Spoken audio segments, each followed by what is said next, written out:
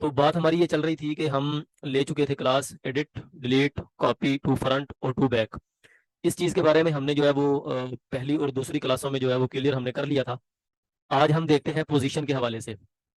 आपके सामने पांचवें छठे नंबर पर एक ऑप्शन जो आपको मिलेगा वो पोजीशन का है, और एरो इस पे चारों तरफ बने हुए हैं। आप इस पर क्लिक करेंगे तो आपके सामने ये चीज़ होगी। इसमें भी ऊपर टिक और क्रॉस का है, नीचे मूव बाय 4px लिखा हुआ नजर आ रहा है आपको। इसका मतलब ये है कि आप अगर जिस तरह अब यहाँ नाम मेरा लिखा हुआ है, मैंने नाम पहले से लिखा हुआ था ये, तो ये नीचे हैंडल आपको नजर आ रहे हैं, दाएं बाएं ऊपर नीचे। ये सारा जो है हैंडलों के से आप इसको समझ रहे होंगे, हैंडल आपको इशारा भी दे रहे हैं कि कहाँ अगर आप प्रेस करते हैं तो नाम या आपकी शेप वगैरह जो चीज़ भी होगी इसके ऊपर वो किधर को जाएगी। अब यहाँ देखें, ये दाएं बाएं के निशान पहले हैं। अगर मैं इसको इधर क्लिक करता हूँ तो आपको नजर आ रहा होगा कि स्क्रीन पर नाम अपनी जगह से हरकत कर रहा है, और आहिस्ता आहिस्ता जितनी दूर तक मैं इसको ले जाऊंगा ये चला जाएगा। एक चीज़ और आपने जो है वो इसमें नोट की होगी, वो ये कि यहाँ ये लाइन पे एक दायरा आपको नजर आ रहा है। अगर आप इसको बढ़ा देते हैं, मिसाल के तौर पर 10px तक आप इसको कर देते हैं, तो इसकी स्पीड जो है वो तेज हो जाएगी। पहले यानी कि मूव हो रहा था सिर्फ 4 पिक्सल, एक मरतबा क्लिक करने पर 4 पिक्सल जो है वो मूव हो रहा था। इसको ज्यादा से ज्यादा आप 15 पिक्सल एक क्लिक में मूव कर सकते हैं। देखें जी, ये आपके सामने मूव होकर 3 ऑप्शन में ही राइट से लेफ्ट और लेफ्ट से राइट हो जाता है। इसके साथ ऊपर नीचे का निशान जो है वो आपको नजर आ रहा है। यहाँ से आप इसको नीचे लेके जा सकते हैं। यहाँ आप इसको टॉप पे ऊपर पहुंचाना चाहते हैं, जहाँ आपकी मर्जी है वहाँ इसको ले जाते हैं।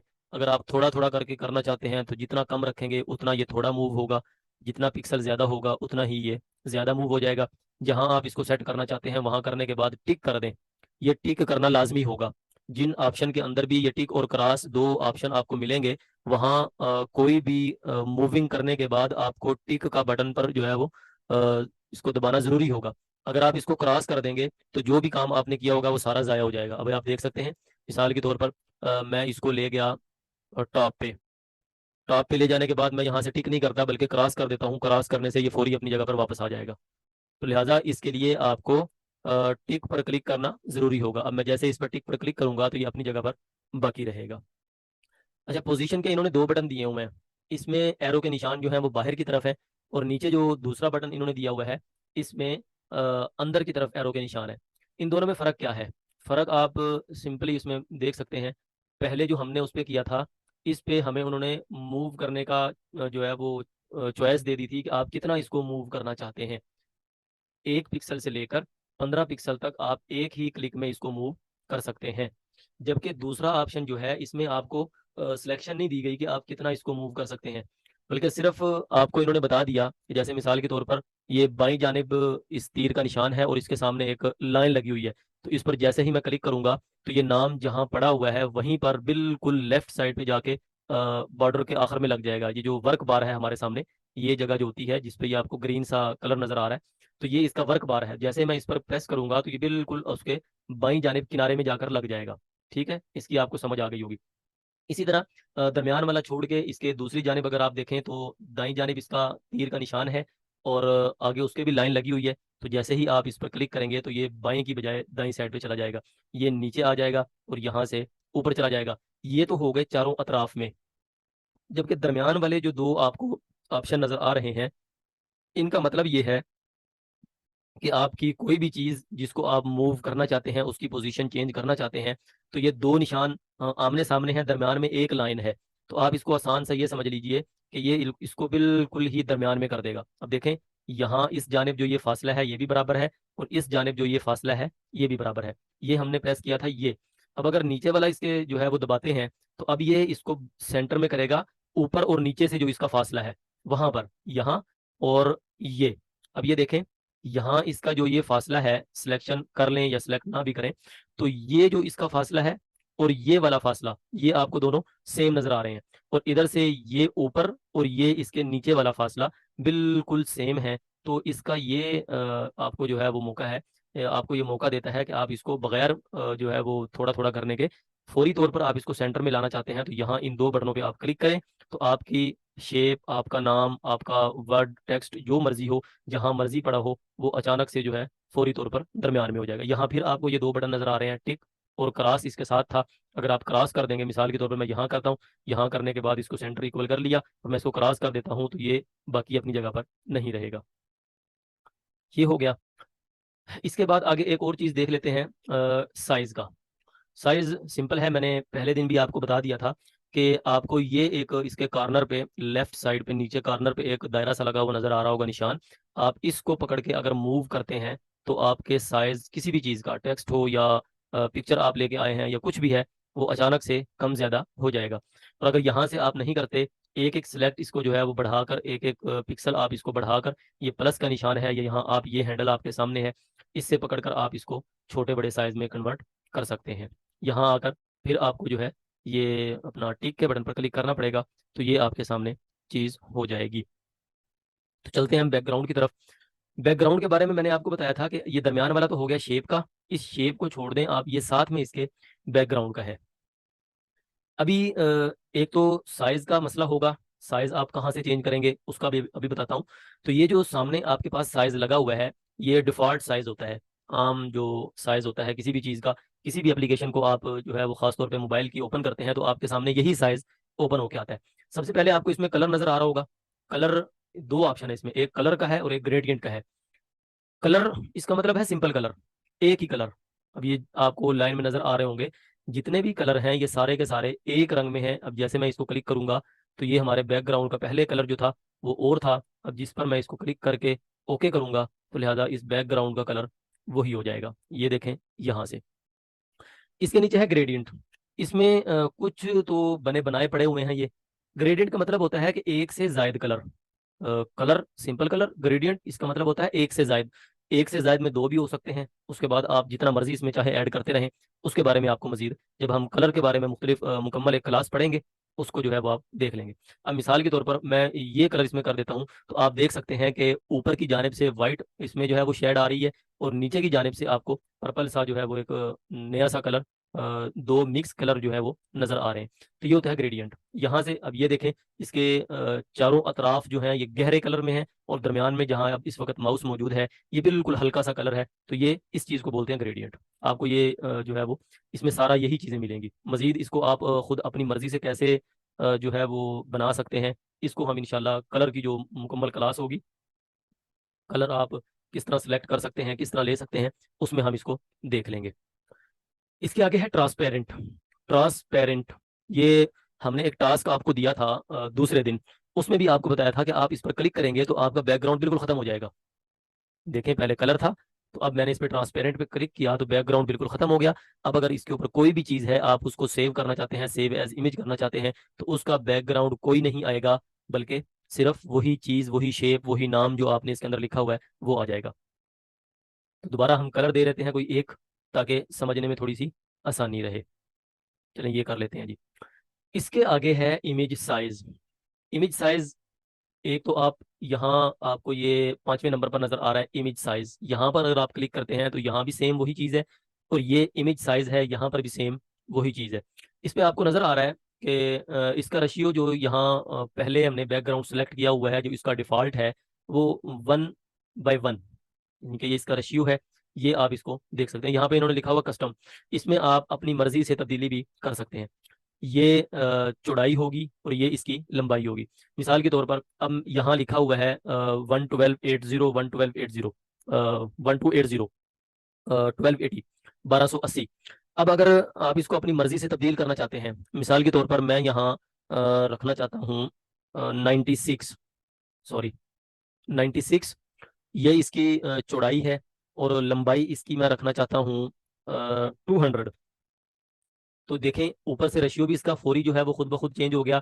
ये इसकी चौड़ाई हो गई और ये इसकी हाइट, लंबाई हो गई। तो जैसे ही मैं इस पर ओके पर क्लिक करूंगा तो अब देखें आपके सामने वर्क बार ये हो जाएगा। देखें ये एक शेप अलग हो गई है। आप इसमें जो काम करेंगे वही सेव होगा। इसके अलावा ये जो बॉक्स आपको व्हाइट नजर आ रहा है दरमियान में, इसके ऊपर आपका काम शो नहीं होगा। कोई भी आपको काम करना होगा वो इसके अंदर रहकर आपको करना होगा। यहाँ पर ये कस्टम इन्होंने लिखा हुआ है, स्क्वायर है। यहाँ आप वही 1024, 1024, आप इसको जो है वो क्लिक करेंगे तो ये वापस अपनी असल जगह पर आ जाएगा। इसके बाद नीचे प्रोफाइल पिक्चर, ये भी जो है वही साइज है। स्क्वायर में जो इन्होंने लिखा हुआ था, यूट्यूब चैनल का बैनर आप बनाना चाहते हैं ये इन्होंने इसका साइज दिया हुआ है, ठीक है। उसके बाद फेसबुक कवर आर्ट है, गूगल प्लस कवर फोटो है, ट्विटर हाइडर साइज है, ये कुछ चीज़ें इन्होंने इसके अंदर दी हुई हैं। ये दरअसल इन्होंने साइज इसके अंदर दिए हुए हैं। मिसाल के तौर पर आप डिजाइन करना चाहते हैं फेसबुक का कवर जो पीछे लगा होता है कवर आर्ट, आप इस पर क्लिक करें तो ये इन्होंने खुद ब खुद इसका साइज दे दिया, ये चौड़ाई और ये इसकी लंबाई, और इसको ऊपर आपने बता दिया कि आपने जो सिलेक्ट किया है वो फेसबुक कवर आर्ट है, आप इसको ओके करें तो आपका ये डिजाइन इसमें अंदर आ जाएगा। जिस मैं ये देख बता रहा था आपको कि इमेज साइज में आकर आप अपनी मर्जी का साइज भी जो है वो रख सकते हैं, और इसके बाद यहाँ जो इन्होंने कस्टम में जो सेव किए हुए हैं साइज, आप इन पर भी अपना काम कर सकते हैं।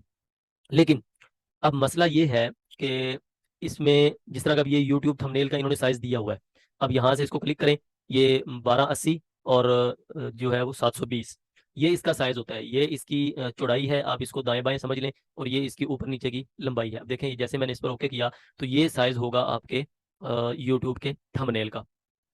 लेकिन बहुत सारी चीज़ें ऐसी हैं कि जिनका अपना साइज जो है वो इन्होंने नहीं दिया हुआ। तो इसमें यूट्यूब का जो थंबनेल है वो तो चलो इन्होंने ये दे दिया कि 1280 720, ये जो है वो इन्होंने साइज दे दिया। लेकिन अब एक और चीज़ है कि आप में से अगर कोई यूट्यूब को इस्तेमाल करते हो, उस पर वीडियोस वगैरह अपलोड करते हो, तो अब एक और चीज़ जो है वो, जिस तरह हम फेसबुक पर अपनी तस्वीर को अपलोड करते हैं, इसी तरह एक ऑप्शन यूट्यूब ने भी दिया है। मैं अगर यूट्यूब ओपन करूं तो आपको बता दूं, जैसे ही आप यूट्यूब को ओपन करेंगे, यूट्यूब अपने चैनल में जाएंगे, चैनल में जाने के बाद आपको ये कम्युनिटी पोस्ट नज़र आ रहा होगा, ये जो आपको यहाँ नज़र आ रहा है, इसमें इमेज भी आप अपलोड कर सकते हैं, इमेज पूल बना सकते हैं, टेक्स्ट पूल बना सकते हैं, जो है वो क्वेश्चन मार्क पूछ सकते हैं, वीडियो वगैरह भी इसमें ऐड कर सकते हैं। तो अब ये देखें, ये जो इसमें ये साइज़ है, ये मैंने ईद पे जो है वो अपलोड किया था, तो ये जो इसका साइज़ है, अब आप चाहते हैं कि हम यूट्यूब के लिए कम्युनिटी पोस्ट जो आप इस पर अपलोड करना चाहते हैं, तो उसका साइज़ आपको कैसे पता चलेगा? तो इसका साइज़ आप, एक तो इसका हल है कि आप गूगल कर लें। गूगल अगर नहीं करते आप इसको याद रख लें, इसका साइज होता है 1600, और यहाँ पर भी 1600। अच्छा यहाँ पे देखें, रेशियो इसका वही है 1/1, जबकि यहाँ पर हमने पहले था 1280, और यहाँ पर भी हम कर देते हैं 1280। रेशियो यहाँ पर भी यही है, और हमने यहाँ पर 1600 और 1600 किया, तो रेशियो यहाँ पर भी यही है। बस फर्क सिर्फ ये है कि ये साइज है आपकी कम्युनिटी पोस्ट का जो आप यूट्यूब पर अपलोड करते हैं, साइज आपको वैसा ही नजर आ रहा होगा जैसे हमने डिफॉल्ट में देखा था 1600, और यहाँ पर भी आ जाता है 1600। तो अब देखें, साइज आपका वही है, लेकिन ये साइज आपका है कम्युनिटी पोस्ट का। इसके बाद यहाँ पर जो इन्होंने साइज दिया हुआ था फेसबुक के हवाले से, वो था कवर आर्ट का, कवर जो उस पे लगा होता है। अगर आप फेसबुक की पोस्ट अपलोड करना चाहते हैं, उसका साइज आपको पता होना चाहिए, तो यहाँ उसका साइज होगा 1200, और यहाँ होगा 630। ये साइज है आपकी फेसबुक पोस्ट का, जो हम वीडियो अपलोड करते हैं या तस्वीर अपलोड करते हैं आम, ये उसका साइज होगा। अब ये देखें, यहाँ से आप इसको अपनी मर्जी से कोई भी साइज आप रखना चाहते हैं, जहाँ पर आप इसको रख सकते हैं। सर्च करने का तरीका मैं आपको बता दिया कि आप यहाँ इसके जो है वो गूगल पे जाएंगे, गूगल में जाकर आप यहाँ लिख देंगे यूट्यूब थंबनेल। अब ये देखें, थंबनेल साइज इन्होंने बता दिया। अब जैसे ही आप इस पर क्लिक करेंगे तो आपके सामने इसका साइज वो दे देंगे, ये देखें 1280 बाय 720 पिक्सल में इन्होंने ये साइज दिया है, और 1 इंच में 96 पिक्सल होते हैं, 1 इंच में 96 पिक्सल। तो ये आप यहाँ पर इसको रखें 1280, और यहाँ रखें 720, इसको आप जो है वो ओके करें, और अपना यहाँ पर डिज़ाइन करके इसको सेव करें। सेव करने के बाद आप इसको यूट्यूब की वीडियो पर थंबनेल के तौर पर इस्तेमाल करके इसको आप इस्तेमाल कर सकते हैं। फेसबुक डीपी है, उसका साइज भी आप जो है वो तलाश कर सकते हैं, और इसी तरह ट्विटर की डीपी है, हाइडर कवर है। तो ये हम चल रहे थे यहाँ पर, ये इमेज साइज था। इसके आगे है क्रॉप। ये क्रॉप आप उस वक्त इसको इस्तेमाल करेंगे जब तस्वीर कोई लेके आते हैं। मिसाल के तौर पर ये इमेज है, इनमें से मैं एक ले लेता हूँ। अब ये देखें, इमेज मैंने बैकग्राउंड में लगा दी, बैकग्राउंड में इमेज लगा दिया, तो उसके बाद आकर जो है दोबारा बता देता हूँ मैं, ट्रांसपेरेंट मैंने इसको किया। अब इसके अंदर कोई भी बैकग्राउंड मौजूद नहीं है, तो अब ये क्रॉप का बटन आप इस पर जितना मर्जी क्लिक करते रहें तो ये काम नहीं करेगा। जैसे ही मैं इसमें कोई इमेज लगाता हूँ, इमेज लगा के ओके करूंगा, तो ये देखें अब इसने बता दिया कि आप इसका ये वाला हिस्सा यहाँ पर रखना चाहते हैं, ये वाला रखना चाहते हैं। ये बाकी मजीद चीज़ें जो है इसको बाद में देख लेंगे। और इसके आगे इमेज फ्रॉम गैलरी है। आप मोबाइल यूज़ कर रहे होंगे, तो जैसे ही आप इस पर क्लिक करेंगे तो यहाँ रिसेंट और डाउनलोड गैलरी वगैरह, विंडो, क्योंकि मैं इस वक्त कंप्यूटर पे इस्तेमाल कर रहा हूँ तो मेरे सामने ये विंडो का ऑप्शन दे रहा है। तो मैं इस पर जैसे ही क्लिक करूंगा तो मेरे सामने जो चीज़ होगी वो कंप्यूटर की जो है वो डेस्कटॉप आ जाएगा, और दीगर चीज़ें जो है वो जो इस पे से मैं लेना चाहता हूँ वो मैं यहाँ से मिसाल के तौर पर इसको ले लेता हूँ, और ये मेरे सामने आ गया। यहाँ इसके मुख्तलिफ साइज़ पड़े हुए हैं, इसको भी आप थोड़ा सा देख लेंगे अलबत्ता एक बार, लेकिन मजीद इसके बारे में हम इंशाल्लाह तफसील से आगे पढ़ेंगे। और कैमरे के जरिए से आप, अब क्योंकि मैंने कंप्यूटर पर रखा हुआ है इसको सॉफ्टवेयर को, तो कैमरा इस वक्त मैं इस्तेमाल नहीं कर रहा, तो आप मोबाइल पर इसको इस्तेमाल करेंगे फ्रॉम कैमरा। कैमरे के सामने आपकी कोई तस्वीर मौजूद है, आप उसको अपने बैकग्राउंड में इस्तेमाल करना चाहते हैं, तो यहाँ से आप इसको इस्तेमाल कर सकते हैं। यहाँ इसको इस्तेमाल करने के बाद आपको फिर जो है इस तरह जो है वो चीज़ें आएंगी। यहाँ पूरी तस्वीर सिलेक्ट हो जाएगी, ये मिरर का होगा, क्रॉस, टॉप, क्लिक, दायरा, रोटेट वगैरह ये चीज़ें होंगी। इसको हम इंशाल्लाह अज़ीज़ फिर देख लेंगे। तो ये था हमारा इसका आप कह लें बैकग्राउंड के हवाले से। तो जो आप बैकग्राउंड रखेंगे उसी के साइज के मुताबिक आपको तस्वीर लानी पड़ेगी। और तस्वीर आप बैकग्राउंड में जो लेके आएंगे वो आप लेके आएंगे, या तो ये इमेज लिखा हुआ है यहाँ पे, ये नीचे बटन देखें चौथे नंबर पे, यहाँ ये इसके बैकग्राउंड थे डिफॉल्ट, यहाँ टेक्स्ट, ये शेप और ये बैकग्राउंड। इसमें आप देखेंगे आखिर पे इमेज फ्रॉम गैलरी और फ्रॉम कैमरा, इनसे आप जो है वो तीन जरिए से यहाँ से आप इसको तस्वीर इसके अंदर ऐड कर सकते हैं। यहाँ अगर आप इसमें देखते हैं यूज़ इमेज फ्रॉम गैलरी, यहाँ पर आएंगे, फ्रॉम गैलरी इस पर आ जाएंगे, आप अपने उसके मुताबिक जो है वो करेंगे, तो ये देखें यहाँ फिर आप इसको ला सकते हैं। तो ये चीज़ें आपको थोड़े से समझने की हैं कि यहाँ से भी आप बैकग्राउंड ला सकते हैं। तीसरे तीन निशान लगे हुए हैं, इन पर आप क्लिक करेंगे, सबसे पहले नंबर पर जो है इससे आप जो है वो तस्वीर ला सकते हैं। यहाँ से नहीं लाना चाहते तो ये जो इमेज कुछ इन्होंने दी हुई है दरमियान में, इसमें से आप कुछ जो है वो इस्तेमाल करना चाहते हैं वो कर लें। अगर ये नहीं, फ्रॉम गैलरी यहाँ पर आ जाए या कैमरे के जरिए से आप तस्वीर को इसमें शामिल कर सकते हैं।